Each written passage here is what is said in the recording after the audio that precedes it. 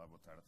De facto, só ler o título já cansa, não é? Boa tarde a todos. Eu gostava de cumprimentar a mesa, o painel, os colegas e felicitar o Ricardo pelo sucesso destes cursos e pelo formato que é verdadeiramente pedagógico. Eu não vou perder mais tempo, aliás, eu vou tentar não ter angina com estes 4 temas e vou começar então por estes 2 slides. Eu espero que depois utilizem esta apresentação para, conjuntamente com a bibliografia que o Ricardo vos deu, para tentarem desbravar um pouco mais estes temas. Eu vou ser muito sintético. Estas foram as questões, estes são os artigos em análise. Vamos começar pela trombectomia. A trombectomia é, de facto, um daqueles gestos na intervenção percutânea em que, quando tudo começou, tudo parecia fazer sentido. Ou seja, se tínhamos a hipótese de num doente com síndrome coronário agudo, com uma carga trombótica considerável, se pudéssemos extrair grande parte do trombo dentro da artéria e evitar embolização distal e lesão do miocárdio adicional após a implantação do stent, evitar o no-reflow, isto obviamente que seria altamente benéfico.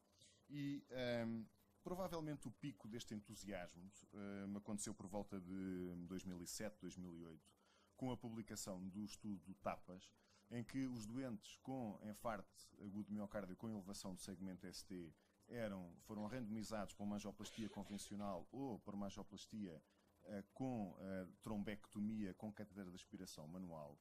E o que se olhou nesse ensaio, nessa época, foi não para eventos clínicos, mas para alguns endpoints que faziam pensar que os doentes tinham melhor reperfusão e tinham eventualmente depois melhor prognóstico. E aqui está, é o resultado da avaliação da perfusão pelo blush miocárdico, com benefício para a aspiração de trombo e também pela resolução do segmento ST e pela persistência dessa resolução. E depois, como este ensaio não tinha uma grande quantidade de doentes, as diferenças do ponto de vista dos endpoints clínicos não foram diferentes, mas o que os autores conseguiram provar era que quando a angioplastia tinha sucesso e o fluxo melhorava, os doentes tinham melhor resultado clínico, mas não conseguiram estabelecer uma relação direta entre a utilização do catéter e essa melhoria clínica. E então, depois disto, começa a desgraça. Quando começam a entrar ensaios clínicos em que começaram a olhar especificamente para os resultados clínicos, sobretudo para a mortalidade cardiovascular, com ensaios com maior número de doentes. Aliás, alguns registros começaram a apontar, ainda antes da publicação do TASTE e do TOTAL, começaram a apontar para alguns riscos, como por exemplo o risco de embolização para outros territórios, o risco de AVC embólico quando da manipulação dos catéteres. Com o TASTE, o que verificamos é que, também no estudo de alitorização para a angioplastia convencional e a trombectomia, do ponto de vista da mortalidade cardiovascular, as duas estratégias foram absolutamente sobreponíveis. E acreditem em mim, eu sei que isto não é elegível, mas na análise de subgrupos isto foi tudo sobreponível, não houve nenhum subgrupo que beneficiasse, mesmo os que têm mais trombo, mesmo os que têm infarto anterior versus inferior, mesmo os que não têm fluxo versus os que têm algum fluxo por aí fora, homens, mulheres, idosos, não houve nenhuma diferença, não houve nenhum sinal de entusiasmo em relação aqui ao TASTE. E nos endpoints secundários, destacaria aqui, também não houve nenhuma diferença, os doentes não ficaram com melhor função ventricular, não se pouparam insuficiências cardíacas, não se pouparam reinternamentos. Neste estudo só havia um aspecto, apesar de tudo foi positivo, é que não aumentou a taxa de embolização sistémica associada à utilização do catéter. E de seguida veio o TOTAL, e o TOTAL foi um ensaio ainda mais expressivo no número de doentes que foram incluídos e com um desenho também semelhante. E este é o resultado aos 180 dias do endpoint composto, que tem morte cardiovascular, reinfarto, choque cardiogénico, classe funcional e, como veem, também resultado neutro do ponto de vista da utilização da trombectomia. E aqui sim com um sinal de segurança, um alerta importante, que foi o aumento significativo do AVC embólico associado à utilização do catéter. Na análise de subgrupos também não houve aqui nenhum sinal de esperança para algum grupo de doentes em que pudesse ser mais interessante a utilização do catéter, e metendo tudo no mesmo saco e fazendo uma meta-análise do TASTE, do TOTAL e de outros ensaios, confirmou-se esta informação de que não haveria nenhum benefício do ponto de vista da redução da morte cardiovascular. E então as 3 grandes questões relativamente à trombectomia. Haverá lugar à utilização ainda em alguns subgrupos? Bem, do ponto de vista formal dos subgrupos que foram analisados, eu terei que dizer que não há. De facto, do ponto de vista destes 2 ensaios, do TASTE e do TOTAL, não podemos identificar um subgrupo que possa efetivamente beneficiar à partida da utilização do catéter. E a segunda questão é se eu ainda utilizo a trombectomia aspirativa durante a angioplastia primária. E confesso que sim, eu que utilizo. E não porque sou teimoso, mas porque de facto há situações que, por uma questão técnica, é necessário remover o trombo para perceber qual é o vaso que estamos a trabalhar. Há alguns casos em que, passando um fio-guia, ou mesmo fazendo uma pré-dilatação com balão, não conseguimos recuperar o fluxo, ou recuperamos o fluxo de forma muito escassa e não conseguimos definir a anatomia. E esse é um caso particular em que a utilização do catéter pode facilitar a remoção de algum trombo para que se defina a anatomia e possa facilitar a intervenção. É claro que há depois outros casos de grande volume trombótico em artérias ectásicas. Há a utilização do catéter não para aspirar, mas, por exemplo, para entregar fármacos no leito distal. Ou seja, eu diria que são utilizações restritas off-label, que não estão dentro do espírito do TASTE e do TOTAL e que não mudam a mensagem geral, é que a utilização sistemática desta técnica, neste momento, não faz sentido. Neste momento. Mas será este o final da história da trombectomia aspirativa coronária? Bom, se nós continuássemos a utilizar os mesmos catéteres, eu diria que sim. Mas eu chamo a atenção para aquilo que foi o sucesso na neuroradiologia, no tratamento do AVC embólico, em que grande parte do sucesso dos ensaios assentou na utilização de extratores de trombo que são muito mais eficazes do que as técnicas que nós utilizamos nas coronárias. E, portanto, se nós conseguirmos melhorar a forma como removemos o trombo, se conseguirmos remover o trombo sem fragmentar e evitando a embolização distal e a embolização sistémica, eventualmente poderemos ter aqui uma nova oportunidade para a trombectomia. Passando então para a bivalirudina. Bom, este é um fármaco que eu diria que não é muito conhecido pela utilização clínica em Portugal, nunca teve uma grande adoção. É um inibidor específico, reversível, da trombina, um inibidor direto, e cujo, enfim, o aspecto mais interessante é que era de grande fácil utilização, era uma utilização cómoda. Para quem faz angioplastia, bastava dar um bolos, colocar uma perfusão, e a angioplastia podia demorar 15 minutos a 2 horas, e enquanto a perfusão estivesse a decorrer, não haveria qualquer preocupação com o regime de anticoagulação. E na altura em que surgiu a bivalirudina, a angioplastia no contexto de síndrome coronário agudo era basicamente realizada com heparina e tripla antiagregação. Portanto, a heparina, a aspirina clopidogrel e um inibidor da glicoproteína 2B3A. E é neste contexto que surge a bivalirudina versus um esquema de anticoagulação, portanto, comparativamente ou como alternativa à heparina com os inibidores da glicoproteína 2B3A. E nos primeiros ensaios há um sinal de grande entusiasmo em que a bivalirudina parecia não comprometer os resultados do ponto de vista cardiovascular dos eventos isquémicos, trombóticos, mas com um grande benefício é que era reduzir a hemorragia associada aos inibidores 2B3A. O que aconteceu é que a angioplastia mudou, deixámos de utilizar os acessos femorais para radiais, o risco hemorrágico diminuiu, deixámos de usar os 2B3A, passámos por uma antiagregação dupla com antiplaquetários orais mais potentes e, portanto, o racional da bivalirudina, obviamente, ao longo dos anos foi mudando. Este é um dos 2 estudos que o Ricardo propôs que se debruçassem, é o Matrix, que foi organizado pela GISE, que é a Sociedade Italiana de Intervenção. E reparem que este é de facto um estudo já mais atual, em que a taxa de utilização de clopidogrel é já inferior a 50% e há uma percentagem muito significativa de prasugrel e ticagrelor e uma baixa utilização dos inibidores da glicoproteína 2B3A. A utilização, do ponto de vista de MACE da bivalirudina, é neutra, relativamente a um esquema de anticoagulação com heparina, isto em infarto com e sem elevação de ST, E o que os autores fizeram foi pegaram em todos os endpoints, os isquémicos, os hemorrágicos, a morte, por aí fora, juntaram tudo num saco, e a segunda conclusão era que este benefício em rede era também absolutamente neutro. O que é facto é que, se nós partirmos aqui um pouco estes endpoints, o que verificamos é que, na realidade, ainda assim, nesta fase, já com uma mudança da estratégia da angioplastia, verificávamos uma redução significativa da morte cardiovascular utilizando a bivalirudina, também da hemorragia, mas à custa de um aumento da trombose aguda stent.